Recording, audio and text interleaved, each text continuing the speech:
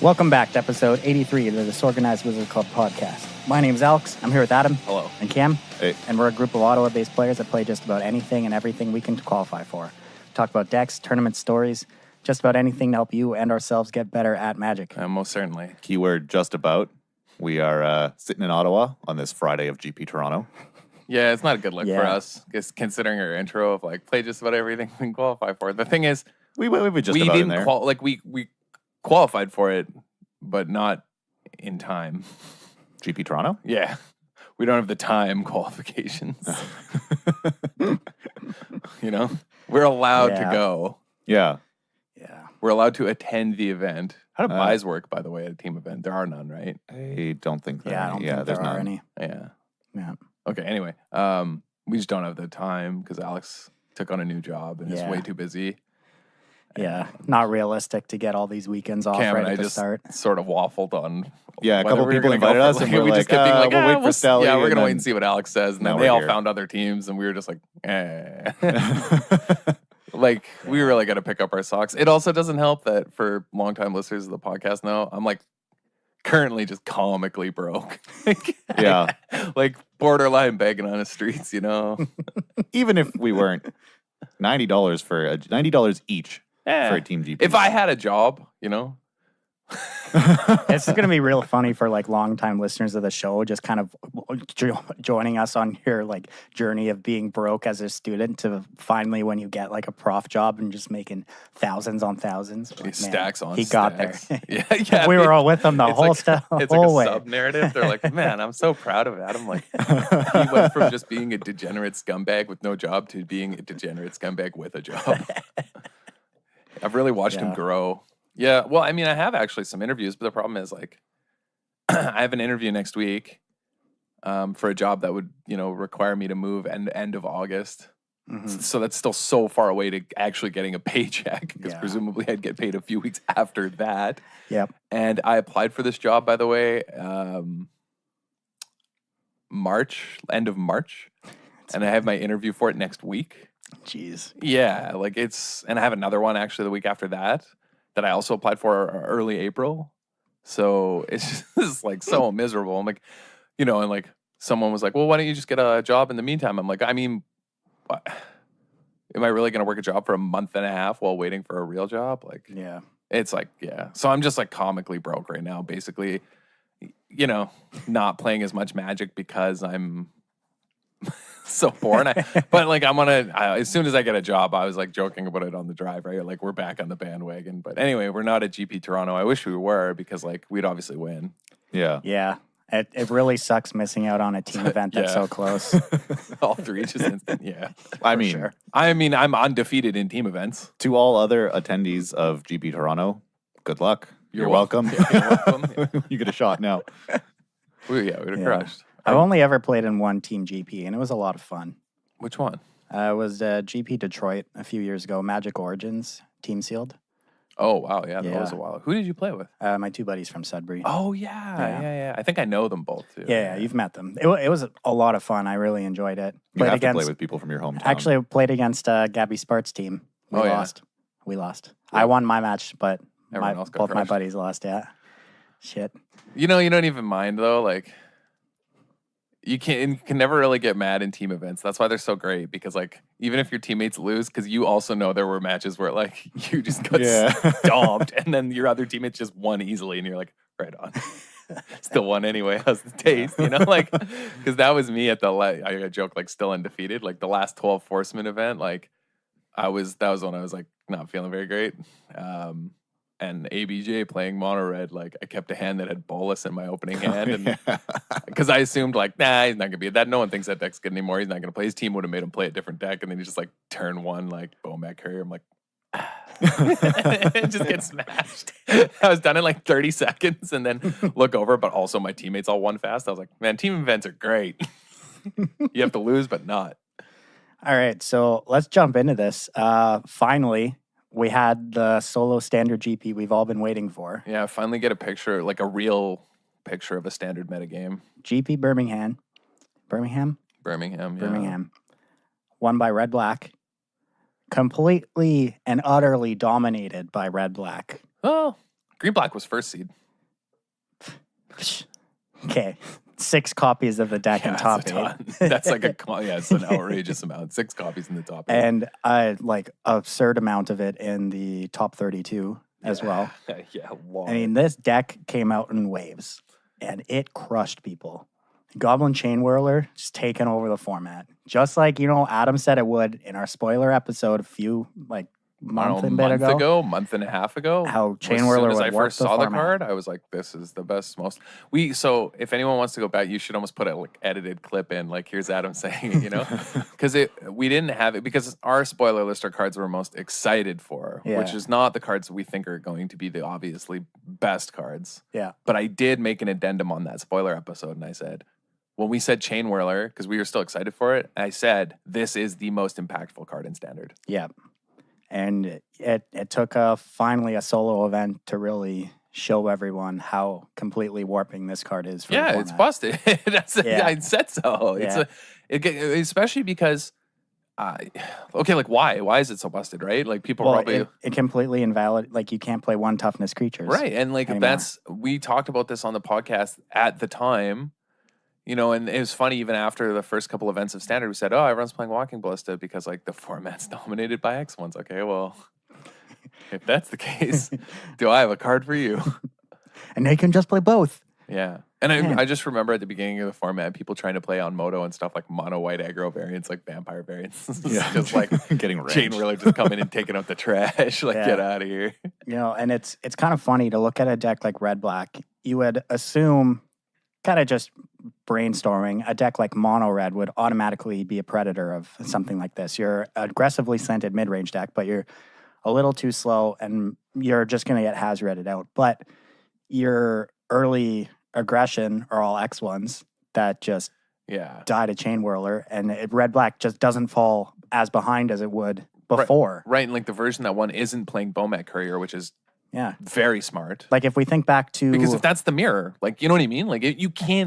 You can't play Bomat Couriers in a world of Chain Whirler. Yeah. I'm sorry. Which is what we saw. Yeah, of course. Martin Yuza and Simon Nielsen's deck from this top 8, both of them didn't play Bomat because they expected a lot of the mirror match. And they played Magma Sprays. Yeah. Very smart deck building. But we think back, what was the GP that Mono Red won before Dominaria came out?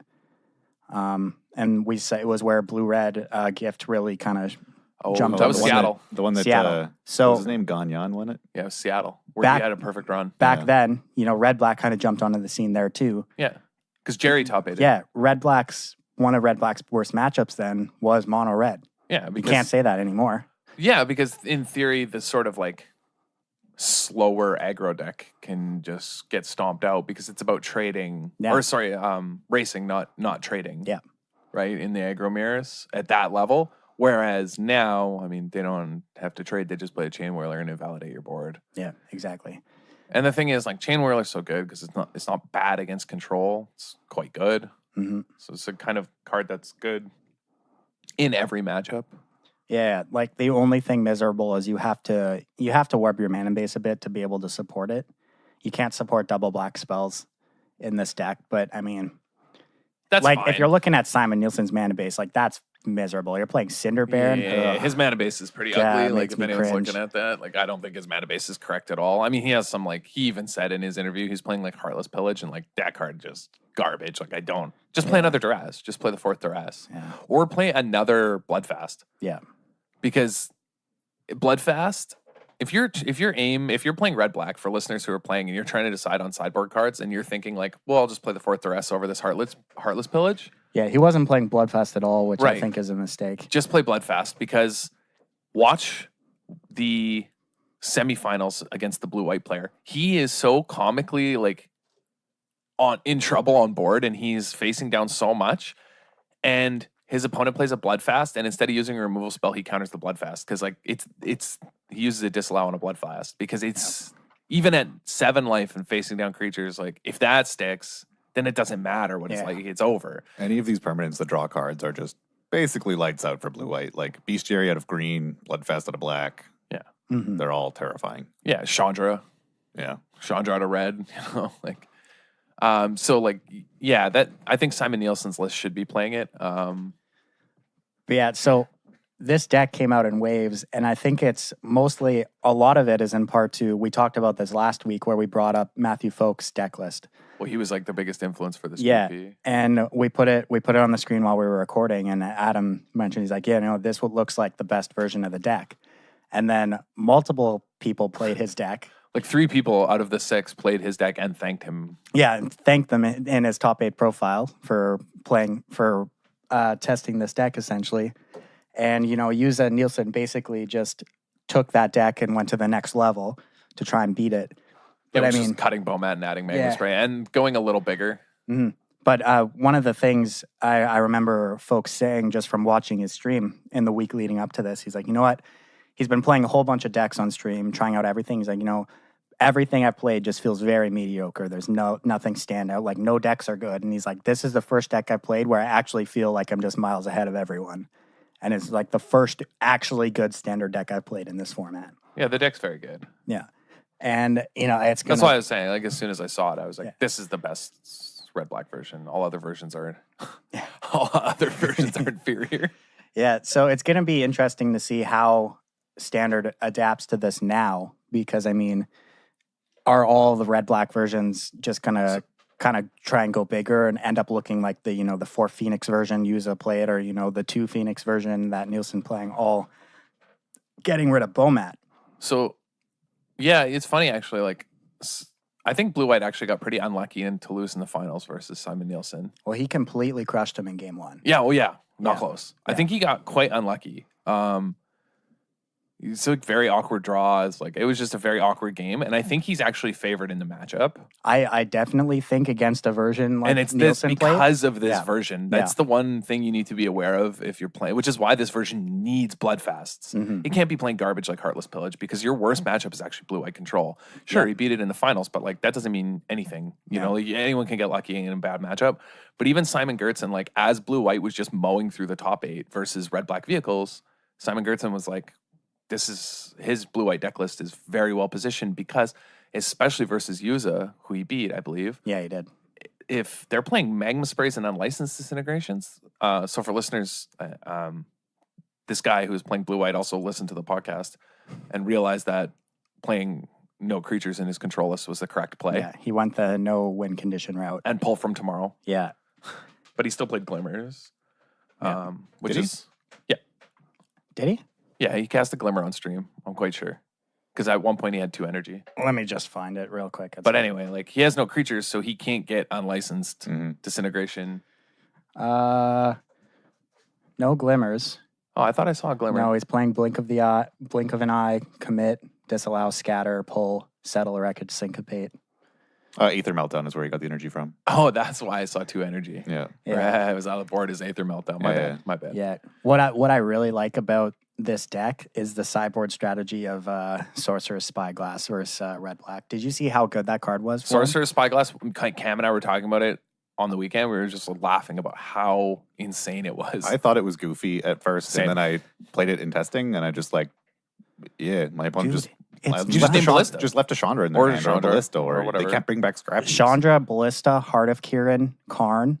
There's so many Ballista's targets. huge, because late game, that's sort of what kills you if you don't have a hard counter, is control. Because there's not a lot of life gain. Something like Ballista is the least of your worries. I think Karn, Chandra, or Heart of Kirin are much better targets. Post board, though, you bring in negates. Yeah.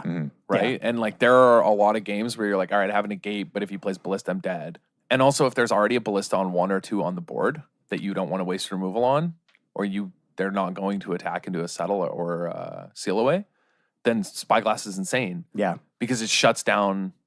They can't pay 4 to put a counter on Ballista. It shuts that down. Or ping you with it. Right. Or ping you with it. Like so it's like often quite good.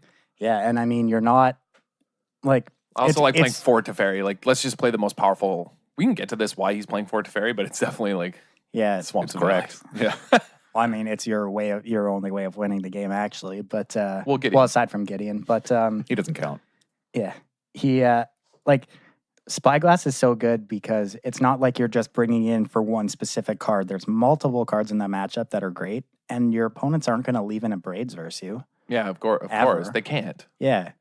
So it's not like you're playing Gearhulks too, where a braid is somewhat okay because there would be still that. But okay, like this is actually an interesting like theory question. I'm trying to think through this right now on the spot, which is like, even if you 100% knew that they were going to bring in 3, let's say, Sorcerer Spyglasses, this guy has 2, but let's say they're going to bring in 3, would you leave in a braids? So I don't think you can, because that means that you also had to have both the answer for the Spyglass and then also spend the mana and time playing your threat, which if they're abrading the Spyglass, they know it's coming now. Like, I don't know whether, like, do you know what I mean? Like, if you're on the red-black side, like, would you take the risk of being like, I'm going to have this abrade in my opening hand, maybe? Yeah. LP and I played a bunch of blue-white versus red-black post-board. See, I don't know, because I didn't. Yeah, we played a bunch of it, and he asked me, like, is it worth it to leave in 1 or 2? Because the Spyglasses felt so miserable. Like, he said, they actually, like, shut out all of my powerful cards. Like, the most powerful cards in the deck, the only things blue-white cares about, it just invalidated them. And it makes them dead draws, and, like, we were comparing it to, like, considering the type of removal that blue-white has and the way Chain Whirler functions as a card, it's just 3 mana, 1 damage. It doesn't ever really hit against blue-white. Yeah. Or it's 3 mana, like, stop to fairy from alting for 1 turn. Like, it's not really a relevant use of mana, and so we were thinking, like, maybe leave in 2 Chain Whirler and some Abrade, just because the Sorcerer's Spyglass lock is, like, so annoying. At least that was the impression LP got. Is that good, hey? He's like, I just, like, because I played 1 and named Chandra, the Chandra that was in his hand, and so it's just a duress. Right. And then the second one, I just, like, I knew he was bargaining an Angrath, and I had counters up, so I just named Angrath, and then he drew an Angrath, which is unlucky, but, like... That's going to happen. Right, but, like, having an Abrade in hand that you can hold for a Spyglass, or making them counter it because they know you have a Chandra, is probably worth more than 1 damage for 3 mana. Okay, yeah, I can get on board with that. Yeah. Maybe it is quite good, actually. Maybe you need to leave in an answer for it, because if it shuts down your whole... Like, what if you have, like, a double Walking Ballista draw? Right. And they're on the play, and they just, like... They just name it. They just name... Or even, like, Scrap Heap Scrounger. Like, yeah, the fact that it can shut down Scrap Heaps coming back is also huge. Like, that's one of the deck's major, like, ways it can flex on blue-white. Yeah. Mm-hmm. That deck has a lot of cards that can be obnoxious for blue-white, but... Yeah, Spyglass is probably like the best sideboard card in the deck, right? Like, it has to be the best blue-white sideboard card. Yeah, it's going to be really interesting to see what Invoke happens the Divine, also very nice. with these decks now. Because, I mean, as a red-black player, obviously red-black is going to be like a huge part of the metagame going forward. But also, I think blue-white is really going to rise in popularity as well after this kind of showing. I also like that this guy's playing 3 Blink of an Eye. I think that card's very good. As a red-black player, where do you go from here? Do you want to be prepared more for the blue-white matchup or the red-black matchup? Because if you want to be better in the mirror, you don't want to be playing Bowmats. But if you want to have more of a game against blue-white, you want to be keeping Bowmats in your main deck. Yeah, I mean, Bowmat's one of the most obnoxious cards against them. It's tough to say where you really want to be. But you just play mono red with no X1s. Yeah, but then you can't play Bowman. That's the whole point. Yeah. Man, what a world in which Kenra is just gone, hey? The 1 mana pirate that's a 2/2. Have we ever see Kenra anymore? It's in, like, the red deck still, but... Yeah, but I mean, like, that card was just so, like, punishing. Like, it felt like there was a time where, like, someone went, like, Kenra and Crop Crasher. You're like, come on, man. Like, get off me. Like, this is ridiculous. Yeah. Now you're like... Nice draft, Jeff. And they chirp you for it, too. No attacks, no blocks, eh? You hit him with the, like, oh, here's this Chain Whirler. Like, nice draft, Jeff. Get out of here. Yeah. Phoenix, I think, is also, like, a good thing for Simon Nielsen's deck, right? Yeah. I really like Phoenix right now. It's the one thing I wasn't really crazy about in Folk's deck. He wasn't playing any Phoenix at all. His only 4 drops were 2 Chandra, 2 Karn. And we talked briefly about Hazoret last week. I said I didn't think it was very good right now. Mainly, my point was in this black-red deck, because as it's black-red deck, you're not really balls to the wall aggro. Correct. You're patient. You're playing most of the time you're playing a longer game, grinding opponents out with your planeswalkers and stuff. Which is why I don't get how he doesn't have Argyl's Bloodfast. Yeah, I think that's just a complete mistake to not have it in your side. Yeah, Heartless Pillage. Are you serious? Yeah. I don't understand that. I think you have to be playing Bloodfast in your sideboard of red black going forward. I mean, even like in I think you want it in the mirror. Heartless Pillage is good. In the mirror, I'm not sure about that, dude. If it flips, Maybe. Yeah. I don't know. Like, that's tough. yeah. I don't know. It's insane in the mirror. I think it's actually insane in the mirror. It seems quite good. But I mean, like, Heartless Pillage has to be good, right? It's half a Skin Witch, and that card's nuts. But yeah, like this deck wants to be slow. And we were talking about why it wants to be slow, right? And we Yeah. thought it was like, what was the card, right? Oh yeah, Lyra. Yeah. We were like, because you can't, because you played Red Black, the Jerry list from Seattle, right? Yeah. And you just like, you balls to the wall with that deck. Yeah. Like you just go all. Well, it was more aggressive. It had 8/1 drops. Yeah. Played if there's Hazoret. if there's a blocker, it's getting unlicensed. Yeah. You're not saving your unlicensed. In the current standard metagame, you can't just unlicense like their Goblin Chain Whirler or whatever. I mean, that deck also is probably not going to have Lyra, but you know what I mean? Like you can't unlicense their 3-drop. Yeah. Now, if they're a white deck, you have to. You do not have a choice. You have to save unlicensed for Lyra because otherwise you're dead. Yeah. Like you're just And like you're dead. So you have to play safer. White Black's not dead. It won the Moto PTQ this very weekend. Yeah. But it's odd because generally Moto is ahead of real life in a sense, like in the metagame Yeah. developing. But I think This PTQ is this behind. PTQ was behind, which was it's weird to say. So I think that the red black deck smashes white black Oh, for sure. I think it does. and not close. Well, I like smashes is a little yeah, okay. That's too much. I think it's very close. I think Red Black has a bit of an edge, but I mean, it could go either way depending. if they save their unlicensed for Lyra. Yeah. That's all. Like there was a white black deck at Birmingham that went undefeated day one.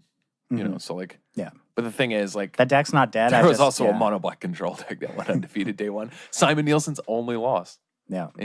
other than his alarm clock. That deck, I think, has legs. The mono black deck. I think that deck is, we haven't found the best version of it yet, but I think it can compete against Red Black. So there's- how's it supposed to cast there's- Chain Whirler?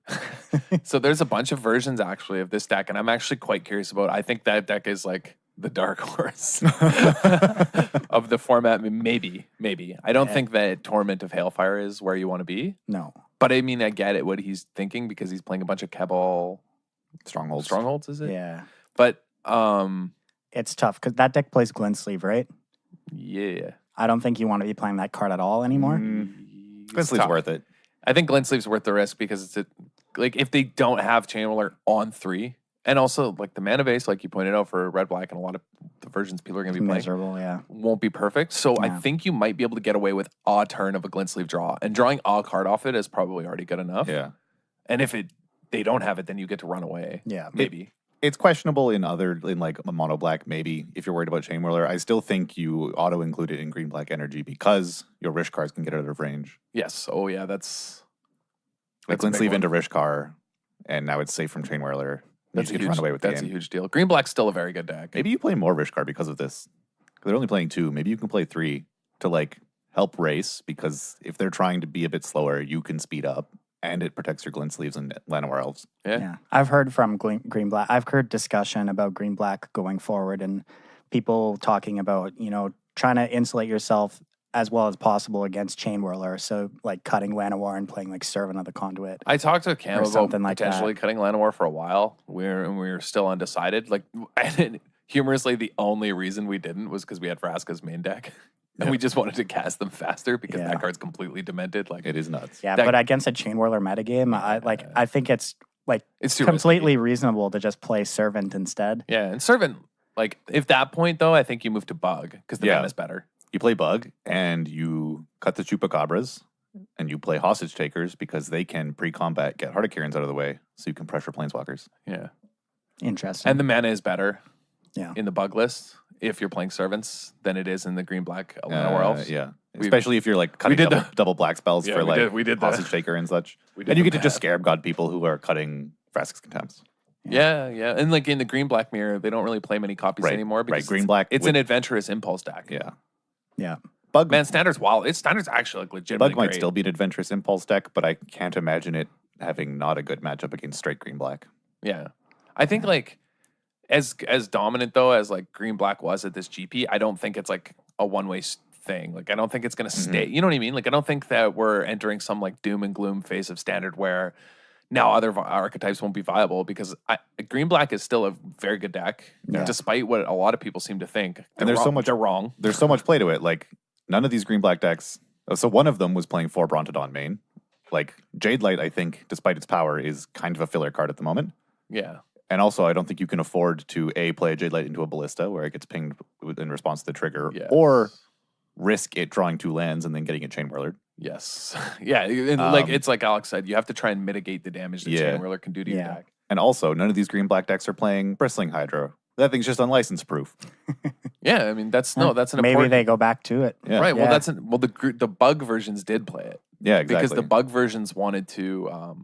They wanted to Well, you play Adonis Climb. and they also had extra You- energy line. Yeah. Right? Yeah, but I'm saying like that. Oh yeah. Hydra is a good answer to Chain Whirler and various other cards like in the format like unlicensed. You know, like. Yeah. I'm actually wouldn't be surprised if we see a return of Bristling Hydra because that card. Like the reason it sort of fell off was like there was just too much stuff in the way. Yeah. You know, like they can beat Maverick Thopterist. Yeah. There's too much I don't stuff in think the way. people were worried about that. No, but like that's why Bristling Hydra fell off at the end of just previously leading up to Dominaria because they can't beat Whirler like Maverick Thopter or not Maverick Thopters. I meant Whirler Virtuoso. Sorry, Okay. I got this too mixed up. Yeah. No, people are That's so definitely. You're right. Sorry, people are definitely not worried about Maverick Thopterist. Whirler Virtuoso, right? Like like Hydra can't beat that card. They literally just can't beat that card, and so it kind of died off right at the end of like when the Grixis deck was the best deck at the end of or one of the best decks, right? But there were just Whirler Virtuos and gift decks. Like you don't want to be attacking with a Hydra and then have them. You know what I mean? Like it just felt miserable to play Hydra, and those decks are kind of. I feel like a lot of people just had like an emotional reaction too. Like they banned a Tomb with Aether and they're just like, I'm off green cards. Done with this. They're just mad about it. But I think Hydra might be. I'm curious. Like I don't know for sure, but I think it actually might be pretty well positioned if unlicensed. And the problem is like, does it have the support?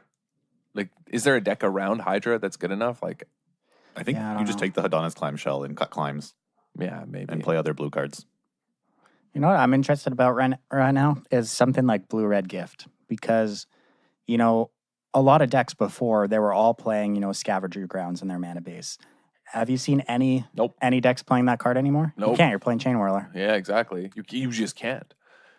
So what does that mean? Like decks are playing like 3 braids, 4 braids. Like that's fine, but it might. Yeah, that is a bit annoying. But like, it's like we talked about this on the podcast. 1 ain't enough.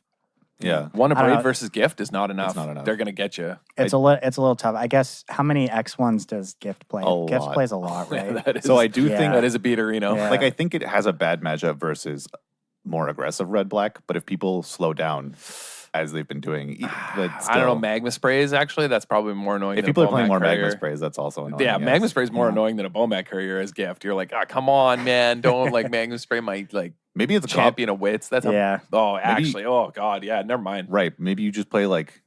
I mean, it's probably a worse version, but if people are trying to magma spray you, like maybe you just play the goblin version so you can like sack things to Skirk in response to magma sprays. And yeah. Yeah, Like, have you seen the goblin version? If you get Chain Whirlered, you just sack your board. So because you also have Chain Whirlers. Yeah, you also have Chain Whirlers you can bring back. Dude, the goblin version of Gift is like actually pretty hilarious. Dude, it's Rowdy Crew's time to shine. Yeah, dude, Rowdy Crew's getting it done. Is Combat Celebrant an X2? It's an X1. X1. Oh god, yeah. You I mean, you guys can't play Blue-Red. I mean, never mind. No, but Blue-Red never casts a Combat Celebrant. But it's just getting magma sprayed. But it's always a 4/4 when it's on the board. You're always discarding it. Yeah. Or it just gets unlicensed. Sure. But so does every creature. The problem is like except for Hydra. No, but they just don't because the only way they can die is Combat Celebrant chaining off. That's the only way the deck wins. And that's the other thing. Red Black has an answer to X4s, which a lot of other decks and also like if let's say if Black White Vehicles was the best deck, then Gift actually is probably a lot better because Seal Away means my Combat Celebrant attacked. Yes. Right? Yeah. Unlicensed Disintegration means I took 3. That's a big difference in how the game looks. So like but I think that like Standard could like anything could win next weekend. Like we could see Green Black win next weekend or White Black or like at a GP, you know what I mean? Yeah. You could see Torrential Gearhulks win. Like, well, that one's a little I don't think so. No, I think you could. I think that you can still play around unlicensed. I don't know. I think if you're playing Control going forward, the no win condition version's where you want. Oh, I agree. It's superior. I'm just saying I wouldn't be surprised to see Torrential Gearhulks. If I were playing Torrential Gearhulks, though, I'd play them in a mid-range deck. Torrential Gearhulk, I don't hate coming out of the sideboard, actually. Yeah, because they're going I to think board out that's unlicensed interesting. at this point. Yeah. I actually don't hate that idea. Yeah, out of the sideboard, it's probably great. But yeah, as red-black decks going forward, I think you're definitely going to start seeing most of them playing Rekindling Phoenix just because, it's good against Heart. Precious Planeswalker is good. Protects your own Planeswalkers better than any other option in that slot as well. It's also just an obnoxiously powerful card. Yeah. like, it's just incredibly powerful. Yeah, I definitely think all the red blacks want Phoenix now in their main deck. Blocks Heart, you know what I mean? Like, I don't think 4 Yuza played.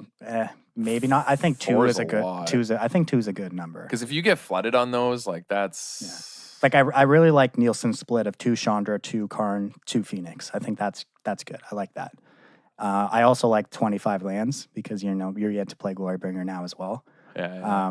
But yeah, like sacrificing Bowmat, it just depends how you want to slant your deck, what you're expecting to see. I would much prefer pitching Bowmat. I think that you take losses on percentage points game 1, to control, but I think that you can make that up heavily in the sideboard. Yeah. I think it's quite easy to basically ensure you win games 2 and 3 with the correct sideboard and correct play. Like, you can get unlucky and whatever, but that is a downside though. Is like, you're basically, if you're playing Nielsen's list, like game 1, you're going to get throttled.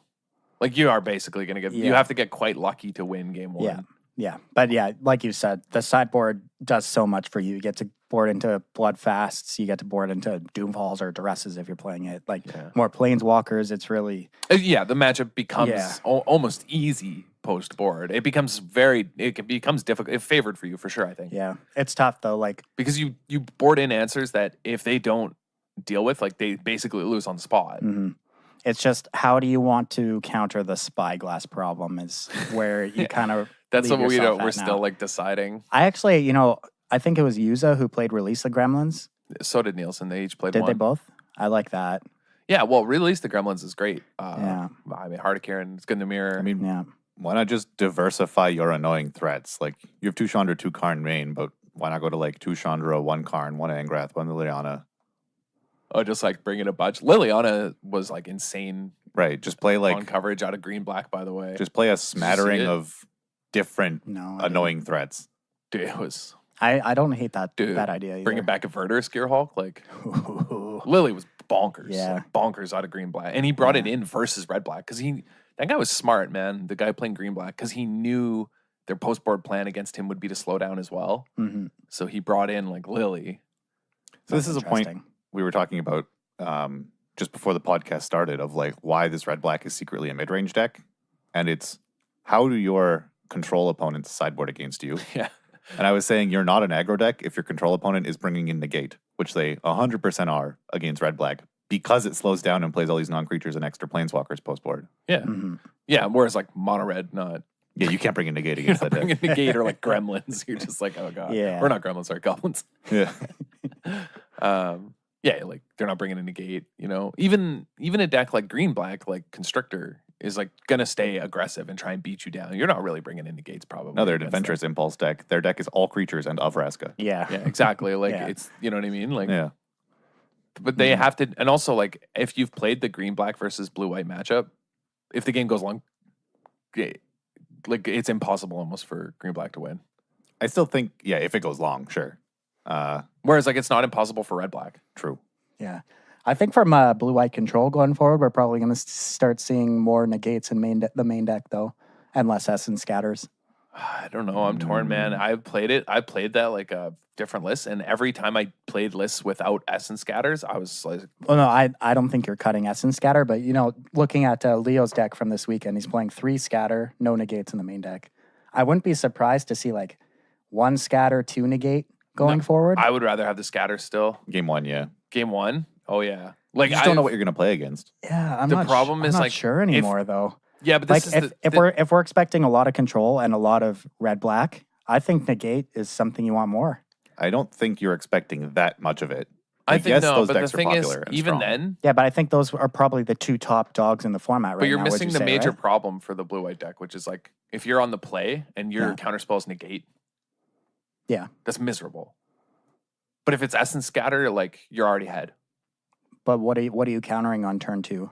Like green black, Anything. like Well, Binding yeah, Constrictor, yeah, literally every 2-drop in their deck. Yeah, no, I'm just thinking from the perspective of if we're expecting red black and blue white control to be the top 2 dogs in the format, maybe you want to move a little more towards negates. But you'll Essence Scatter anything they play if you can on turn 2 that isn't a heart. You know what I mean? Like you will and be thrilled about it. Mm-hmm. Like you have, and also you need to ask if they're gonna move up in Phoenixes, then like you have to play Essence Scatters. Like if that's what we're saying, like red black is gonna play more Phoenixes and they should. You know what I mean? Like Phoenix becomes a standard, then you have to just play Essence Scatters because you can't let that card resolve. I also think a control deck can't afford, especially if you're going to like a GP where in all of day one you're going to be playing against a wider field. You can't afford to tailor your answers so specifically to the top 2 decks because you will play against black-white vehicles, you will play against green-black constrictor, you will play against some guy's random whatever deck. But I agree you want negates more. I just don't know what you cut. Like I do agree that you want negates main, but like what do we cut? That's what I don't know. My main thought is just like, countering a Heart of Kieran on turn 2 is pretty great. And like you being able to cast your Teferi, untap 2 lands and have negate up feels real good too. Like you could kind of cut a cast out. I think that card's pretty junky. I don't mind just playing 2. I don't like that card. It's necessary, but I know it's like a necessary evil is what cast out is. You know what? I don't think you need to play 4 Teferi. I think 3's fine. No, I think 3's fine, man. Okay, so I played I'm so torn. Bunch. I mean, as I said, I played a bunch of this versus red black, and I've been testing around with blue white for a while, and the draws without Teferi feel so anemic and like you're about to die at any moment. Yeah, and the draws with Teferi are so easy. If you're playing 3, like you'll draw one. Eventually. But no, the problem also you don't understand how much easier the games are when you have a Teferi early. Post-board though too. I think you need 4 actually. Think about it. They bring in duresses and stuff. Yeah. That's an issue. There was a post-board game we played where like flashing back memory was my only hope because 3 Teferi had died and my 4th was about to die. This is and where I we needed to learned. shuffle them back in. How would you let 3 of them die, man? Come on.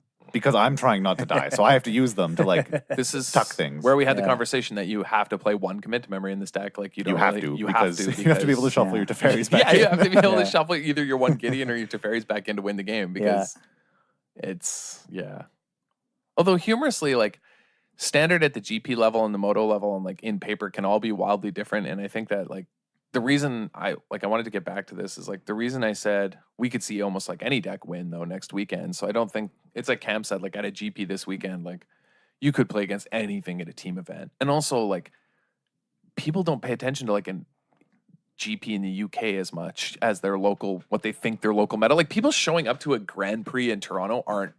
I think you're wrong there in this situation just because this is like the only GP we've had. I know, but people like took the team events at Star City as like gospel, basically. You know what I'm saying? I'm saying that people don't react to the meta and people can't. The average GP goer can't just like 5 days, because this is literally like this happens Sunday and then on Friday you're going to Toronto. So you have 5 days to put a new standard deck together and learn it. Like the average person at a GP can't do that. Like, right? Sure. This is what I'm saying. So like you kind of still have to be like prepared to play against everything. Yeah, and, like, but I think if you're planning to go deep in a tournament, like this is the deck you're going to be playing against day 2 nonstop. I think a lot of people play this control deck and it's like free wins. I wouldn't play this at a GP. I wouldn't recommend anyone play this at a GP, and I think you get smashed because this deck is not easy to play.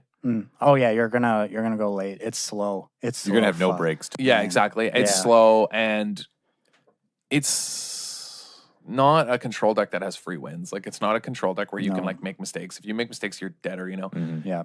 And you have a lot of cards that are bad matchups. Like I bet there was a billion blue-white control decks at this UK GP, and they got smashed. I guarantee it. I bet they were playing Gearhulk like dummies though. Yeah, sure, but like, even then, like the way that like, so this was the point I was making last podcast, and it also came up in a PPTQ I played on the weekend. Like, because the timing in which blue-white can use their removal is so narrow. Things have to be tapped. Things have to be attacking. Like a competent player can play blue-white's deck for them. Yeah, you're making your opponent dance essentially. Right, and so like, and that's an issue. Yeah, it's easy to outplay blue-white. Right. Yeah, and so if you are the blue-white player, you need to, I guess, be like really good at dancing. I don't know how to say this. Like, This metaphor is getting it's getting kind of out there, but like you need to know exactly when your opponent is trying to make you do something. If it's acceptable to go with their plan, like if you can take damage, you have to There's just a lot measure this all like Especially if you don't have a Teferi in hand. Like, you have to, the entire game plan is barely survive until you draw Teferi, and then have enough life left that you can cast him. I also want to point out that this guy had 4 history of Benalia, in his sideboard, which is hype Yeah. AF. Because I was gonna say, like, don't play control, play a history of Benalia deck or a Chain Whirler deck. That's my suggestion. If you were playing in this GP and listening to this last minute on your drive to Toronto for tonight. If I was playing this weekend, I'd be playing red black in standard for sure. Yeah. Yeah, I would probably just say like play red black. Yeah. Yeah, I'm a little biased, but I think it's the best deck in the format. But it's like, is there anything else that jumps out at you I would guys say that- it's acceptable to also play green white. Green white or green black?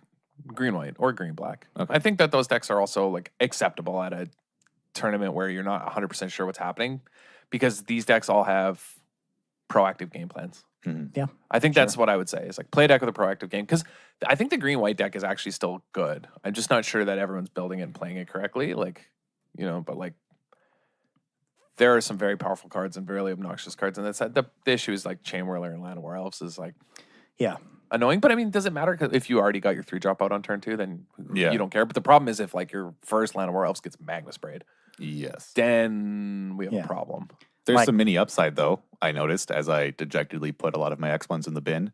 You get to Fatal Push their Chain Whirler. Yeah, because it triggers a Volt. But Because it rests your board. I The still little think like, things, man. I still think you do get some free wins playing a green white deck where you have Lyra and they used an unlicensed incorrectly already. Like they just used one already, and you play a Lyra and they're just Yeah, dead. yeah. Like they just because that card is like so messed up, man. I agree. Yeah, like so like I said, and by a history of Benalia deck, I guess I mean a Lyra deck. Like they're Yep. If you're playing one, you're probably playing both, right? Yeah, I think that's fair. So, but red black's probably the safest option. I don't know what I'd play in modern. Doesn't matter. I mean, this is easy. We just play History of Benalia, Lyra, Because Mardu. it is a team tournament. I don't know what I'd play in. So you're saying play white black? No, play Mardu with Unlicensed and Heart. And History of Benalia, and That mana. Lyra. That mana, though. it's fine. It's all Oh, base yeah, because white. it's base white. Yeah. Never mind. My bad. That's like As the soon as I Mardu, said it, the I Mardu realized. decks used to cast Gideon. Yes, you're correct. Or they used to go like something See- into 2 Exemplar. Maybe that's like worth looking into is like the base white, although you can't really play Exemplar right now. Sure, you can't play Exemplar. Which but like, makes me happy. I'm glad I live in a world where I have to deal with that damn card, because I hate that card and I hate playing against Exemplar. Which is why I also think the red black has a better black white matchup, because it can just like eat Exemplars for free. Yeah. Yeah. I don't know what I play in modern. This is a team GP. Oh, I guess I'd be playing Legacy if we were a team Yeah. for hip. Yeah. So I'd be playing Grixis Delver. hmm Yep. No, I'd play Lands. Lands. Yeah, I would just beat up every Grixis Delver player. Would you play Lands or Turbo Depths? Lands. I don't know what the difference is. Turbo Depths.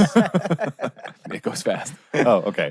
Basically, like it depends on the list, but there are some that play like Hex Mage and like other things yeah, to try and like get it as fast as possible. But Lands has more staying power, mostly because I just want to play tireless trackers in Legacy, which is like That the seems sweet. 4 of sideboard card in Lands. Nice. Yeah. So I guess we'd be playing Tron. Man, our team's so boring.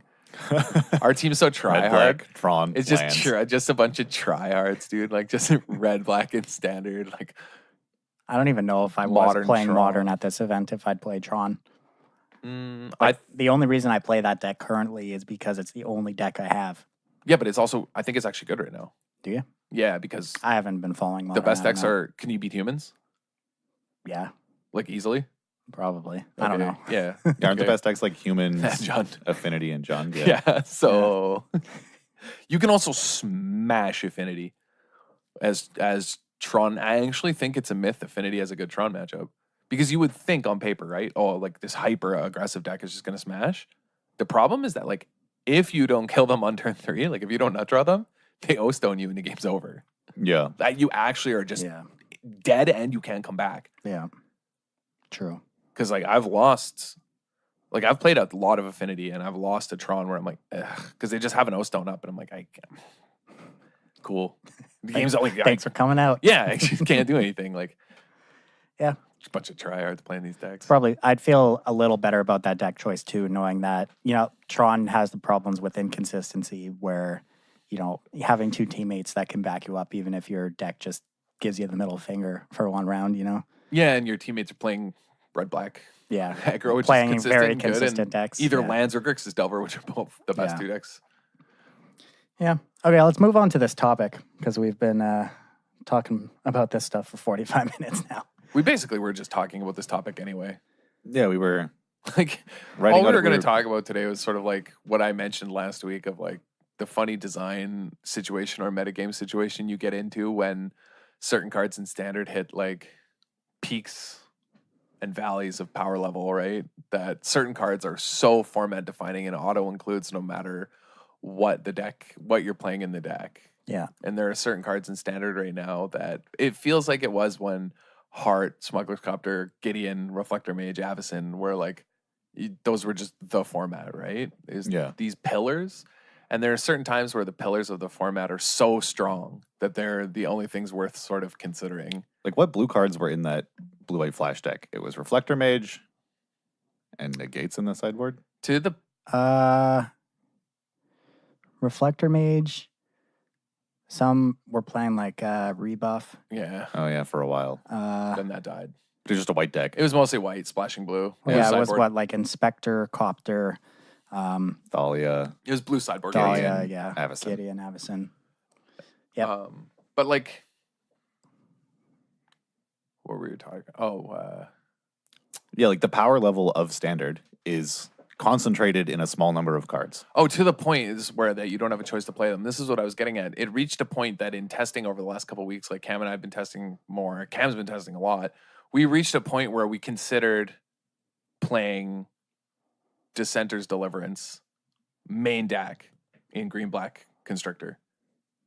That was a main deck card in that very format we just talked about. In the exact format we just talked about, because we realized, oh my God, there's such a peaks and valleys of card power level that basically all the filler doesn't matter. Everything in the valleys is whatever. You could play the 2-mana 3/2 that you pulled up, right? Yeah. A 2-mana vanilla 3/2 because it doesn't matter because it accrues Heart, and that's the card that matters. So, and every deck was playing Heart and Torrential Girl at the time of our discussion, and so we were like, this is the point that this metagame is at, that certain cards are so targetable.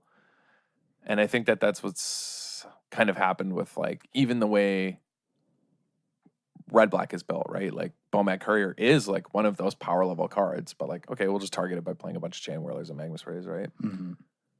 Yep. And yeah, now Chain Whirler is like taking the slot. Like it holds a lot of the power of standard, and so people have to, like, it dictates what can be in the valleys. Yeah, exactly. So like whatever is on top on these peaks dictates like from the top of the mountain, it tells all the like plebs how they have to Yeah, hit. exactly. And so we were going to talk about like, this is just a good way for helping you like sideboard or know what deck decision you can make, right? And this is kind of like Land of War Elves used to be on top, but it's like now it's in the valleys, right? Like, Yeah, it's crazy to think that people are discussing actually cutting Llanowar elves from a green deck because Chain Whirler is such a huge such problem. a threat. Yeah. This is sort of like a description of actually how I think maybe a healthy metagame operates as long as it continues to shift. Yeah. You don't Right. want to get into the whole rock, paper, scissors issue. Where it doesn't move though. Yeah. Like that's when it gets unhealthy where something stays at on the peak. Like that's Yeah. when That's when there's not Copter enough- Reflector Mage was Yeah. like, oh yeah, what's good against it? Nothing. That's when there's not enough peaks. If you have pockets of power in different cards and different archetypes that can kind of like compete with each other for the meta, and then the fluff just sort of follows around. Yeah, and that's sort of like what's happening here. So I think like currently in standard, the decision you make has to be, okay, can I deal with this current like peak, right? Mm-hmm. And like, will the cards that live in my valley, like be able to climb this at all, or will they just get smashed? Like, can I not even play these cards, right? Yeah. Mm-hmm. And so like, I guess this is like why you don't see a lot of like Kenras now, right? Mhm. Like, Yeah, so, mono red being a natural predator of something like red black, can mono red adapt to be able to beat it? I think mono red is still good though, and this is kind of what I was gonna say about like I wouldn't be surprised if some random deck wins this weekend, Mm-hmm. or it could win a GP because like our friend won. I know it's just a PPTQ, but like he smashed shout it. outs to our friend who just like absolutely annihilated with mono red Mm-hmm. and played in the finals hilariously blue black control. Whoa. playing Scarab God. I think that deck Whoa. is way And better I than have been blue-white. talking about this with Cam for quite some time. This guy, this local player who's been playing blue-black control with Scarab Gods, like a bunch of Scarab Gods, has like made it to the finals or like the semis of every single PPTQ this season. You know, like the last 3. Yeah, easily too. Like he's just been like smashing. How? Because Vraska's Contempt's a messed up card. Like, you know what I mean? Yeah. Moment of Craving is good against aggro decks. Like he's taking advantage, to go with our topic, of one of the peaks that people have forgot about. Like there is still a lot of power focused in Vraska's Contempt, Scarab God, and Torrential Gear Hulking back Vraska's Contempts. yeah, like that's still a powerful line. It's just whether you can get there. Search for Azcanta is still incredibly powerful, and because people have forgot about this, none of their like filler cards include a lot of Vraska's Contempts. People are cutting down on that card because it's a bit too slow against like Heart and Chain Whirler decks, and Also, like the blue black doesn't really care about Chain Whirler in the same way other decks do. Doesn't really care about Heart either. Right. Like just Yeah. kill it right, it has push. It's one of Yeah. it's a control deck that can kill Heart. without Yeah. stressing about it, right? Yeah, that's And, like, interesting. Yeah, and like he's just been like, I think it might be worth looking into because he's just been mowing people down. And I said this last week on the podcast, or no, I didn't say it on the podcast. I think I said it before when we were just Okay. BSing. Yeah. I said that I actually think there will be a time where Scarab God comes back to collect skulls Oh, for sure. It's Right? not going to be kept down forever. because he can. And I Yeah. think unless the meta is unhealthy, Mhm. right? Unless something is so comically powerful. And I think like it's worth looking into because of what Cam's saying. Yeah, like to illustrate the difference in maybe not raw power level, but in how these two different control decks interact with this creature meta. At this PPTQ, I was playing against blue-white control, and I mulled to 4 game 1. I was playing green-black Constrictor, and I mulled to 4, and my opponent's like, that's kind of rough. Sorry, man. And I assured him everything was fine. And then just went like Constrictor, didn't attack, played a Glint Sleeve, didn't attack, drew a card. Then when I wanted to attack, did. He settled. Like, I got to dictate the pace of the game because of how narrow his removal was. I got to keep my creatures not removed that I wanted to keep around. I got to let him remove things. Eventually, like, resolved whatever, a Gear Hulk. And just won pretty easily Mhm. off a Multifor. Because Whereas- I chose when yeah. he could remove things. And then later in the tournament, I played against this blue-black player. And I played a Constrictor, it got pushed. I played a Glint Sleeve, it got Moment of Craving. I played something else, it got Vraska's Contempt. I tried to play something else, it got you don't Control. get to Yeah. choose the pace of this game. Right. Yeah. You don't get to make the blue And black then, player dance. and then I played something, and he's like, oh, that resolves. And I'm like, well, this sucks. And he's like, Glimmer. Yeah, all right, I'm dead. Like, Yeah. Yeah. Yeah. like that'll as do soon it. they get to do whatever they want, and you have to try and hope something can stick. And Right. if it does, they're not they're actually that letting it. reactive. The blue black control deck from last season that Yeah. won it won a GP at one point. You know that deck Mm-hmm. wasn't reactive. That deck tried to kill you. Yeah. It just waited a bit, controlled the board, and then just killed you. And then, because my deck only has 2 Contempts in it, eventually, because he had been glimmering and gear hulking and stuff, I had to like contempt a gear hulk so that I didn't get blown out in combat. And that was the one contempt I drew for that game. Then he played a Scarab God. Like, That's just, true. Like, just stone dead. there are no contempts anymore Yeah. That's true. because green black is an adventurous impulse deck. Yeah. They can't play contempts. Yeah. The biggest beating. So like, was it just a while? Were we just waiting for Scarab God's return? Maybe it's time. the I Rubbins, mean, though, if there's no Vraska's contempts, I boarded in a bestiary against the blue-black control player to try and draw some cards. He Scarab Godded back my Brontodon and blew it up. oh, that Jeez. is sweet. That is really sweet. Yeah. I have Not a even really foil. mad about it. I have a foil Brontodon for you, man. I mean, we got a better blowout, but That is really sweet. So yeah, I think that I guess the point of all this is like standard right now is like I think if you identify what the top is, you can find the next peak over and say like, oh, that one doesn't interact with this. yeah. These cards aren't in the valley of that peak. Like they don't live in the shadow. Like in fact, I don't think they can interact with this one. Like there are gonna be cards that beat red black. Like I don't know what they are right now, but like there are gonna be decks that just come along and don't care about what red black's doing. Probably red black's still gonna be around for now the rest of standard. Yeah. Because I mean it has been and it's been a proven archetype. And unlike as long as unlicensed disintegration and hard are legal, those two are going to see play together. Because have you read those cards? But yeah, I have. Like As a matter of fact. like this is they're insane. this like I guess peak and valley theory is why I think people are being tricked into believing blue white is good. There is such a steep peak at Teferi Yes. and it drops off so quickly. With After, things like two settle and cards. seal away, There's like a 2 or quarter 3 of the other way cards, up, and or then blue-white just turns in into trash. in the valley. But that peak's not even that far away. Like, it's a blue peak. Like, you're not that far from other blue control cards and like splashing a color. But the Teferi peak is just so incredibly high that people think everything else near it has to be good too. Yeah, Teferi is awful. Like, we talked about how powerful Karn was, and like he still is, obviously. Like, it's a 4-mana colorless planeswalker that can go into any archetype. It draws cards. It protects itself. You know what I mean? Like, obviously, but Teferi is like way more obnoxious from a design perspective. And I couldn't exactly put my finger on why. And then Phil, who's been on the show and also a listener, said, well, I'll tell you what the problem is. It's your card draw engine. It's an answer to problematic permanence, and it's your win condition. How is that realistic design? Like, that's horrendous design.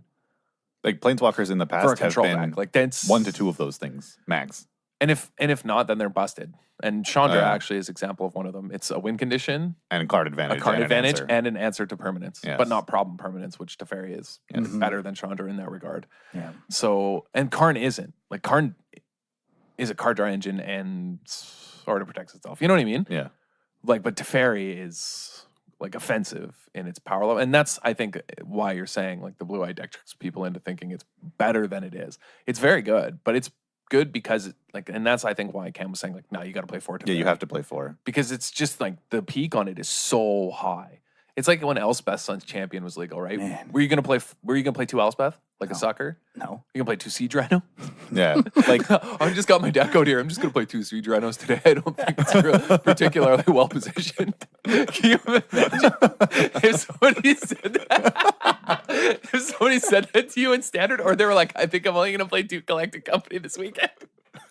I want to put some 4-drop creatures in my deck. More creatures in my deck, so I'll play 2 less companies. Like, you know what I mean? So like, Yeah. I think Yeah, Company's a good example. It played a bunch of like medium creatures just because they were company hits. oh yeah, dude, there was a long time where like they played Bounding Crisis forever, and that deck was just out there collecting, like Yeah. collecting W's. But yeah, you know what I mean? Like, I love that. What are you gonna do? Play 2 Siege Rhinos? Oh man. I'm going to play some Modern Burn. Gonna play 2 Jace? Because that's a good example. It's a legendary, you know, the Yeah. baby Jace. Yeah, yeah. You're gonna play 2 Vryn's Prodigies? I in mean, deck? yeah. No, you're not. I mean, my allowance is only $200, not $400. So, yeah. Well, actually, you are gonna have 2 on board. Oh, yeah. One is baby Jace, one is Telepath Unbound, True. Right on. and easily win this game. Speaking of that mono red deck, though, I think that was our blowout, right? Oh yeah, let's get to that blowout. Yeah. It's about time. Yeah. So anyway, to wrap up the like peaks and valleys thing, when you're deck building or tuning a deck or thinking about sideboarding, because a bunch of people have been asking me like for advice and stuff as they go to GP Toronto, just identify what your actual powerful cards are, and then like your flex slots can be whatever. It just doesn't. Or is like Just play your powerful cards. Everything. I don't else know. Like I doesn't said, yeah, I like mostly agree. Although I think it's like quite a massive difference in Simon Nielsen and Yuza playing Magma Spray over Bomat Courier. That's Sure. a huge difference in deck design and That is a big deck one. philosophy.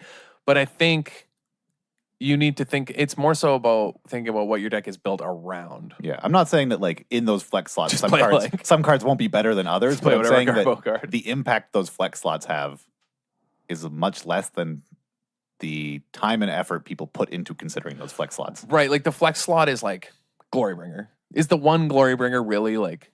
Could it in theory be, I don't know, Angrath main, and probably be okay? You know what I'm saying? Like, it wouldn't, the margin of games you win or lose Based on that one card is a lot less is than not that huge having your core versus like playing Bomat or not. Okay.